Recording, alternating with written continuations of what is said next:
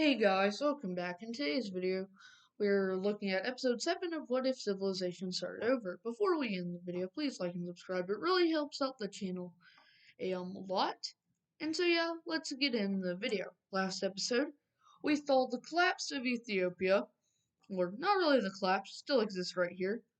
I forgot to give these two nations a capital, which I will do in a bit. We saw genocides happening, and just really Cyprus, and in this nation here. And well, sadly here, genocide is starting to become really popular throughout the world. Many nations want only one religion. So let's look at this religion map real quick. If you see here, India has a lot of this Bengal or Ceylon religion. Though they do follow the same religion, currently India is trying to ban the religion. Hanan is fine with it, but yeah, there is a lot of different religions across the world, and the most, unique ones are in the Indonesian islands, which are very heavily divided. And yeah, so let's get to what I was talking about, genocide. It's sadly happening all throughout here, and it's going to start to rapidly increase in the new Mongol horde. And well, like I was saying, the Mongol horde, they were the people, or the tribes, more or less, who joined the Mongol horde, just thought it would be a really strong and new nation, kind of. And, well, the Victorian horde, I don't know why I called it the Mongol horde, is now forcing everyone who is in a native religion to convert. And if you don't, well, you get executed or killed. And it's starting to basically, unite this entire northern part of the nation as the pink religion is forcibly spreading across in the Victorian horde. And they even want to start to use the same tactics in Ethiopia. And, yeah, it's not really good. It's sad. And we can even see the same thing going to happen in this pink team, but a little less fast, as the pink team is still kind of friendly to this other religion. And so there will be some progress made.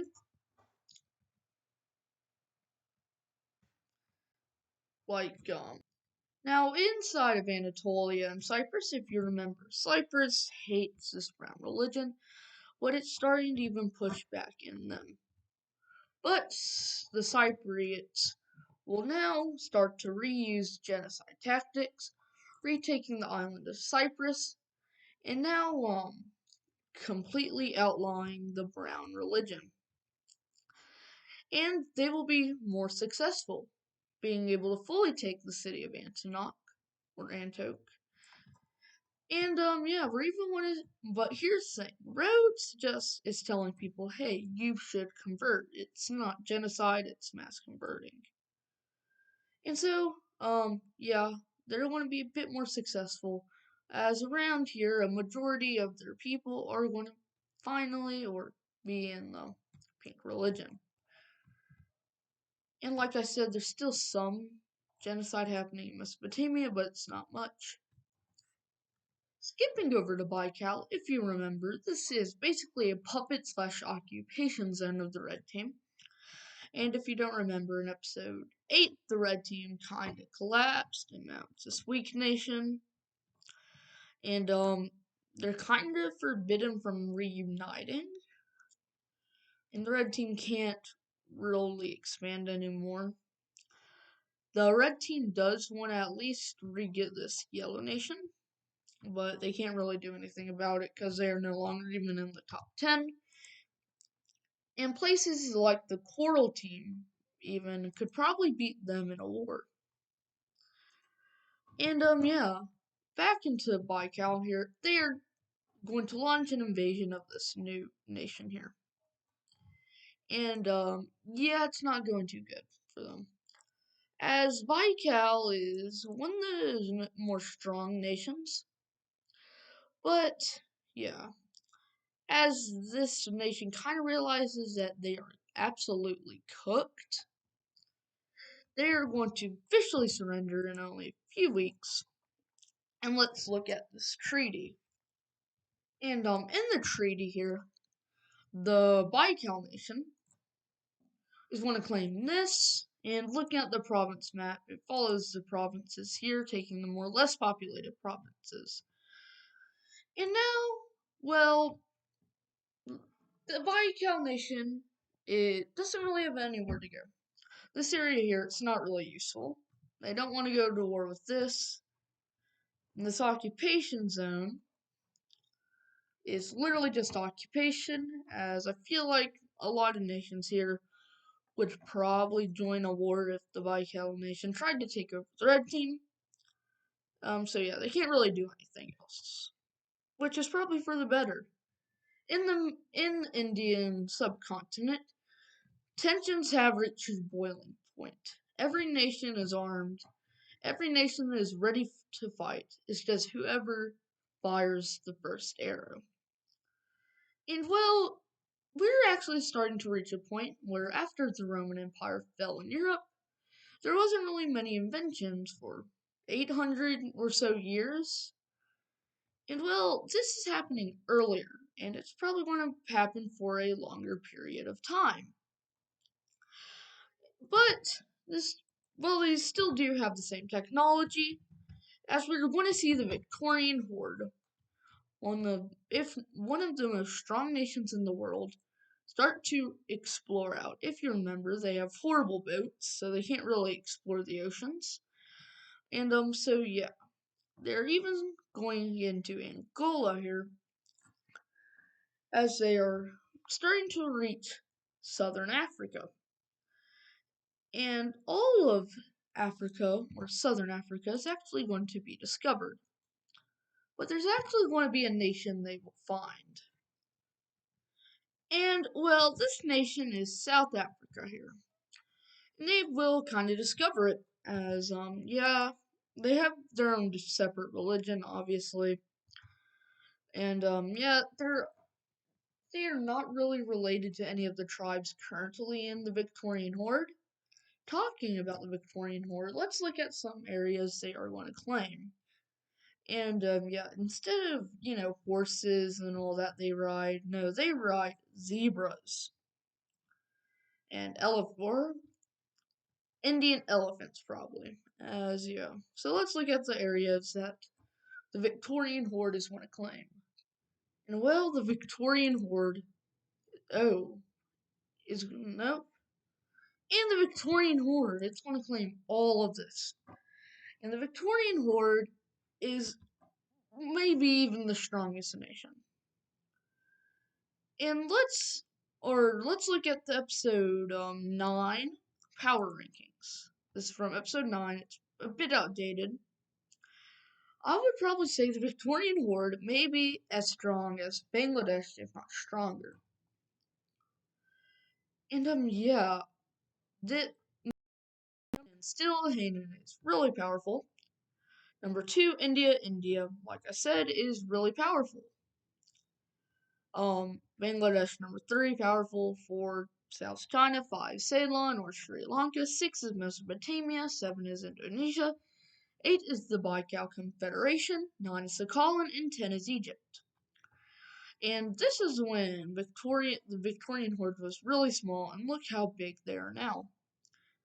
They are by far the biggest nation. And yeah. How about we go back down to Australia? And in Australia here, we're going to start to, well, see more of the coastal regions be discovered as they kind of on the coast and come back every so often, as they're only really going to run into not much fertile land, at least in this area. But over here, it is a lot more fertile, so they're mainly going to actually start to discover fertile land. And they will. They're going to basically wrap around over to here. And well, it's finally time for the land to be discovered, as ships are going to finally arrive all across Australia, as they don't want to expand just yet, but we will continue to see all of this area be discovered, as they aren't really going to explore this other side of Australia just yet. And in the last episode, you should remember how Alaska they finally discovered. And well, they're going to continue to, discover the New World, as they realize it's really cold, but it's kind of fertile over here. And so they're going to kind of make this little thing over here, as they are going to start to flesh out across the more livable regions of Alaska. And yeah, no colonies or new nations are going to be set up just yet. But a few nations are starting to, want to, as they're going to start to reach down more into British Columbia, get to Victoria Island, I'm pretty sure, or Vancouver Island, yeah. As they're going to actually head back. And well, we're actually going to see the first nation to claim some land.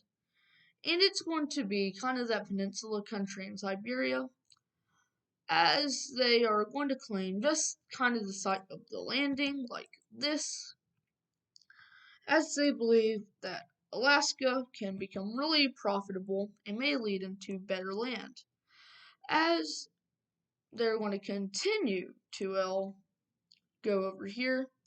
They're going to reach about here, and they are once again going to go down, as we see that more colonists and more explorers are going to actually start to arrive in the Americas, as they hear about fertile land along these Canadian islands, which, yeah, is cool.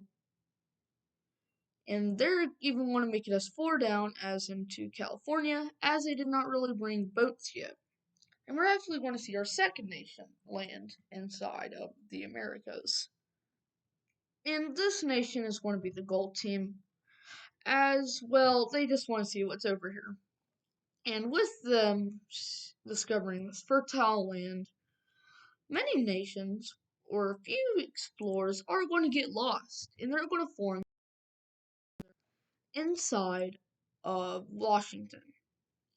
And this is our first nation in the Americas, so we will actually most likely see a medieval Americas, which I don't know how that's going to work out, but hey, it could. And it's going to be this cool nation. And I think this is where I'm going to end the video off. Please like and subscribe, and I will see you in episode 12, where this will reach melting point. And yep, bye.